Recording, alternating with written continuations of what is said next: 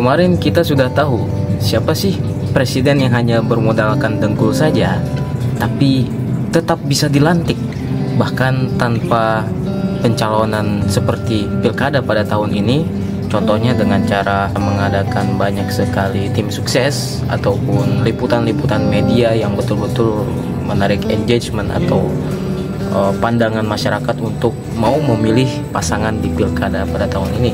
Tetapi cara beliau itu betul-betul berbeda. Bahkan beliau ini mengatakan sendiri bahwa caranya berpilkada itu tidak perlu mengeluarkan biaya yang lebih, tanpa tim sukses, tanpa liputan media yang berlebihan, namun beliau sukses menjadi presiden dipilih langsung oleh MPR. Beliau adalah Abdurrahman Wahid atau Gus Dur.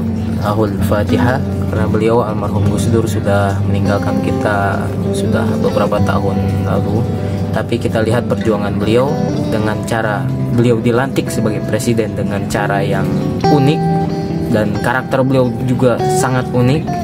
Namun banyak sekali kebijakan yang kontroversi, tetapi kita lihat sendiri bagaimana respon positif, respon atau pandangan masyarakat yang saat itu, masyarakat atau rakyat yang dahulunya dipimpin oleh Gus Dur itu punya pandangan yang positif dan tidak menjelek-jelekan beliau, dan terbukti bahwa kebijakan semasa beliau menjadi presiden itu benar-benar bisa diterima oleh masyarakat.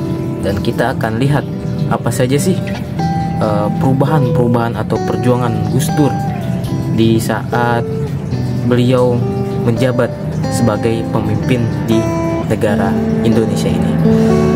Mengenal karakter seorang ulama Islam terkemuka pada masanya, namun terbebas daripada doktrin-doktrin yang biasanya terjadi bahkan hingga saat ini. Seringkali otoritas atau hukum yang sudah ditetapkan pada suatu negara dapat terabaikan dan tersingkirkan ketika suatu kasus bersenggolan dengan agama, khususnya agama mayoritas yaitu agama Islam. Budaya tersebut terus terjadi dan berulang kali terjadi hingga saat ini.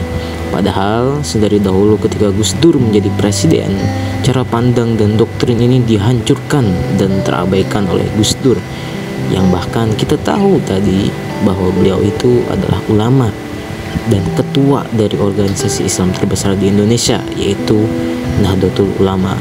Gus Dur juga punya pemikiran dan gaya politik yang sehingga beliau mendapatkan julukan Bapak Pluralisme. Semuanya dipandang dengan kacamata satu nusa, satu bangsa.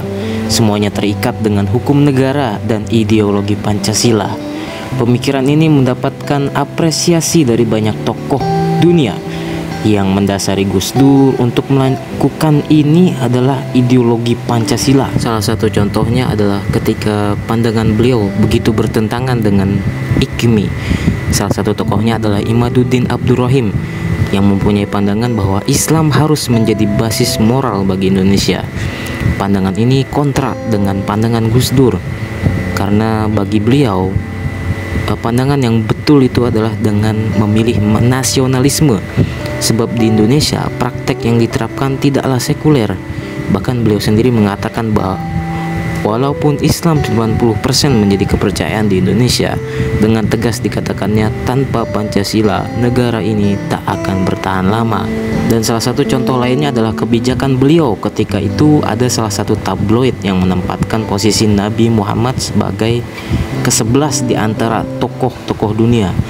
Banyak sekali mayoritas mengecam dan mengancam untuk menutup tabloid tersebut. Namun kebijakan Gus Dur ini dalam menangani kasus tersebut adalah dengan cara menolak kecaman tersebut. Kemudian beliau meminta kasus ini dihadapkan kepada pengadilan, karena baginya itulah cara menyelesaikan masalah tersebut dengan baik.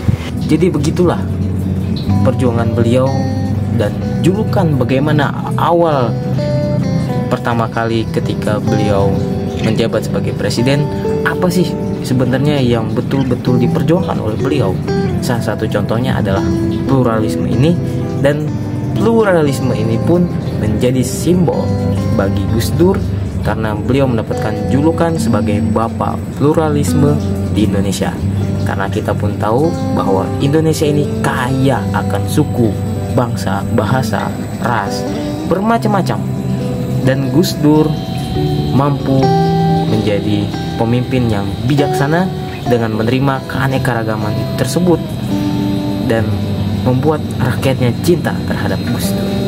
Semoga kita bisa belajar lebih banyak dengan cara kepemimpinan beliau daripada cara berpolitik beliau, dan kita juga berdoa untuk beliau semoga ditempatkan di tempat yang terbaik di sisi Tuhan. Lahul Fatihah. Terima kasih sudah menonton. Assalamualaikum warahmatullahi wabarakatuh.